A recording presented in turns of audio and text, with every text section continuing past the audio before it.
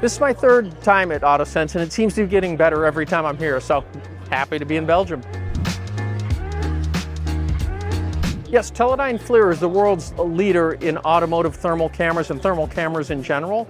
So thermal cameras are long-wave infrared cameras as opposed to short-wave infrared cameras, which has a couple of implications about how they perform in the field. A long-wave infrared camera is completely passive, so you don't have interference between competing cameras. Yeah, a couple of things we're showing here at Brussels this year. One is what you can pull out of thermal camera data with neural networks. We've got some demonstrations over here that really show that with the power of neural networks, thermal cameras are some of the most powerful tools you can have in automotive.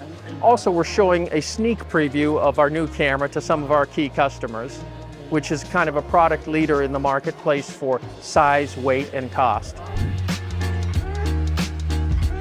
Yeah, so what we're showing here is our Prism AI neural network running on thermal camera data live.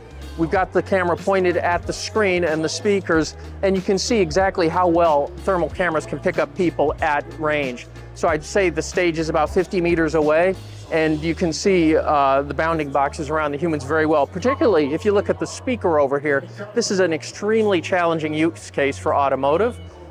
You have just his head. So it's a heavily occluded person, and that's a real challenge in automotive applications. For example, people darting into traffic from behind a car. If you can just see their head and identify that's a person, beware, that's a pretty amazing capability. A couple of bigger trends that we've seen in this show are testing and validation is becoming more and more important for the folks here.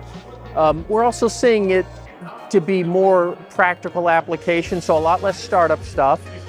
For some reason, the LiDAR folks aren't showing up this year as much, but that's fine because we're seeing a lot more thermal in its place, and that makes me happy. The other thing we're seeing is a greater focus on safety.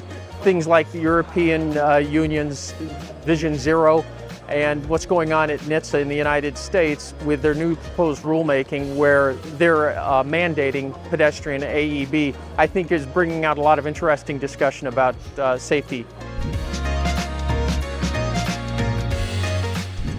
Safety is kind of one of our key selling points. There's no technology in the field better than a thermal camera that can see a living creature, human, animal, whatever. So as it becomes more challenging to meet the mandates of the regulatory agencies, thermal cameras are a key tool that automakers can use to achieve reduced fatalities.